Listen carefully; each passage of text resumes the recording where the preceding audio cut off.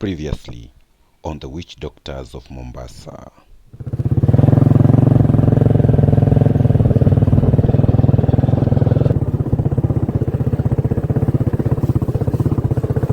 Hii barabara system na ile ya kule kwingine. Walifunga pale. Hata wavuruga.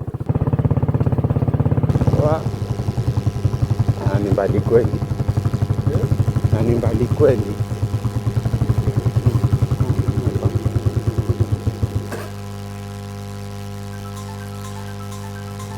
So the following day we went back to the witch doctor as advised. This time it was in the broad daylight and we started the journey early, and as you can see, most of the roads, the shortcuts actually in Mombasa, they pass through people's homesteads, and that is what we were able to to navigate from. And along the way we had good stories with the rider telling us about witchcraft and what are the powers of the witch doctors in Mombasa, those who are popular and those who are not. And for me, I was very much excited to just get these clips. And along the way, somewhere here, we met a very big snake that was black and yellow in color. The belly was yellow, and for me I saw actually like it had some legs like those of a millipede. Maybe I was hallucinating or hungry. I don't know so much, but it was really big. And they say that if you meet a snake along the way, you're supposed to go back, but we didn't have an alternative route, so we proceeded. So because they say it's a bad omen, but for us that omen has never reached us. I'm very sound, and so yeah, we proceeded the rest of the journey. I was so much excited to see the kind of stuff that I'll be seeing there, but I was also scared because me and demons, we are not really good friends, but I don't believe in witchcraft, so I was like, let me just go, we see what's going to happen. So as you can see, the road is a rough road here, and it was a long way, but eventually we arrived. You can see the witch doctor's place is well constructed and fenced with those stones there, and on the homestead you are met with this big tree that is full of weaver birds and those nests as you can hear the birds singing over there.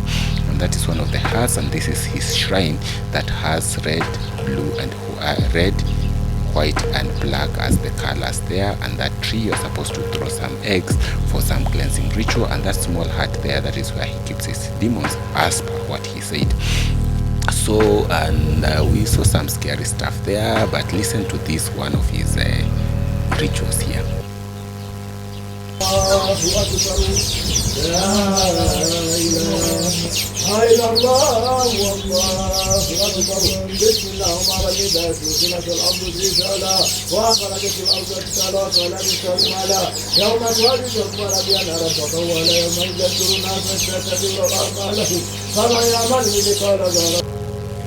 So I took some clips inside the hut, and I saw this scary stuff here, and he sits on a chair somewhere there and covers his head with a black sheet, and then he starts talking as if is possessed by some gods, and there must be someone to interpret, because whatever he talks is a very, very deep Swahili that most people don't understand, but because I was coming from coast, I could understand, because it's a mixture of Swahili and native language of the coast people. I won't mention which one, but eventually there must be someone interpreting whatever he's saying, and how much it will cost for him to perform that ritual. And if you are ready, then you give all the money, they go buy some stuff, and then they start the ritual. Like for the client, he was asked to give, apart from money, he was asked to give 3 chicken, that is 1 black chicken, 1 red chicken, and the other one should be a mix of black and white. But to the surprise, one of the chicken had already been slaughtered before even the ritual finished, and it had been cooked for lunch. And actually the witch doctor invited us to join them, but that is something that I cannot risk.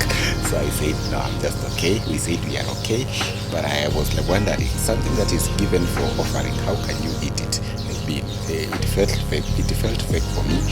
But yes, you can see one of the chickens had been slaughtered, and that is the head of one of the chickens, the one that was black and white.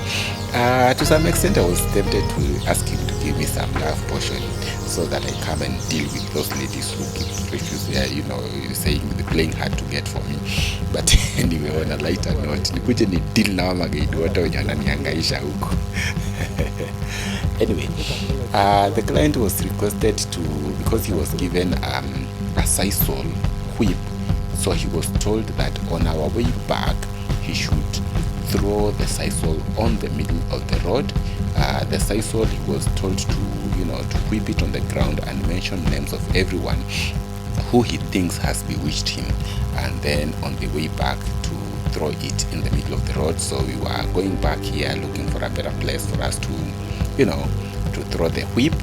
And generally, I'm not so sure whether this thing worked. For me, it felt very fake, though some scary stuff, because inside the hut that I showed you with demons, there's something that fell from the roof, and it was a bottle.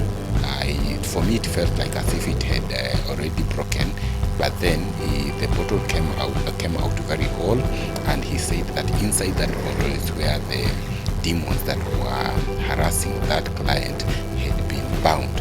So he was supposed to give out some money so that some ritual be performed, and that bottle was supposed to be thrown in Indian Ocean.